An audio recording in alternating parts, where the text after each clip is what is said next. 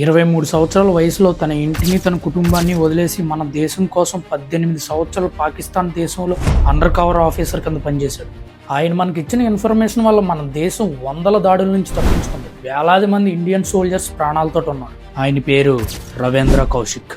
ఒక ప్రాంతంలో ఒక నాటకం జరుగుతుంది. ఆ నాటకం చూడడానికి రా ఏజెంట్స్ కూడా వచ్చారు. ఆ నాటకంలో ఒక అబ్బాయి ఉర్దూ చాలా ఫ్లూయెంట్గా మాట్లాడుతున్నాడు. రియల్ రా ఏజెంట్ లాగా యాక్ట్ చేస్తున్నాడు. అతను యాక్టింగ్కి ఫిదా అయిపోయి ఆ రా ఏజెన్సీ నిజంగానే రా ఏజెంట్ చేయాలని అనుకున్నాను. ఎందుకంటే ఆ టైంలో పాకిస్తాన్ కంట్రీకి అండర్ కవర్ స్పైగా వెళ్ళడానికి ఎవ్వరూ ధైర్యం చేసేవారు కాదు. అందుకే వాళ్ళకు కొత్త అండర్ కవర్ స్పైని తయారు చేయాలని అనుకున్నాను. అతనికి 2 years కఠినమైన ట్రైనింగ్ ఇచ్చారు. వాళ్ళ స్టైల్లో ఎలా మాట్లాడాలి, సీక్రెట్ మెసేజింగ్ అండ్ కోడ్స్ ఎలా పంపించాలి అనేవి ఆయనకు నేర్పించారు. అతని డీటెయిల్స్ అన్నీ మార్చేశారు. అతని పేరు, ఊరు, ఫ్యామిలీ డీటెయిల్స్ అన్నీ అతను అతి కష్టం మీద పాకిస్తాన్లోకి పంపించారు. ఆ అబ్బాయి తన తెలివితేటలతో అక్కడ కరాచీ యూనివర్సిటీలో లోకల్ స్టూడెంట్లా జాయిన్ అయ్యి లా కంప్లీట్ చేశాడు. కొన్ని రోజులకు తన టాలెంట్తో పాకిస్తాన్ ఆర్మీలో చేరాడు. ముందు నుంచి ఆయన ట్రైన్ చేసి పంపించడం వల్ల ఆ పొజిషన్కి వెళ్ళడం ఆయనకు కొంచెం సులువే. సోల్జర్ పొజిషన్ నుంచి మేజర్ స్థాయికి ఎదిగాడు. ఆయన అమనాట్ అనే పాకిస్తానీ అమ్మాయిని కూడా పెళ్లి చేసుకున్నాడు.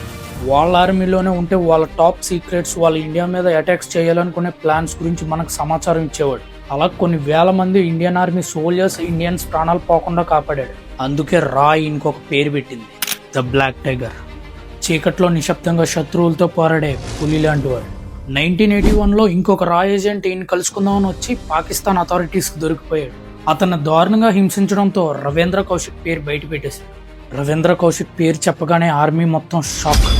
అతనికి మరణశిక్ష వేయకుండా హింసిస్తే మన దేశపు సమాచారం దొరుకుతుందని ఆయన్ని దారుణంగా హింసించడం మొదలుపెట్టారు. అలా 18 సంవత్సరాలు జైలు గోడల మధ్య కన్నీటితో, బాధతో, ఒంటరిగా మన దేశం కోసం నోరు విప్పలేదు.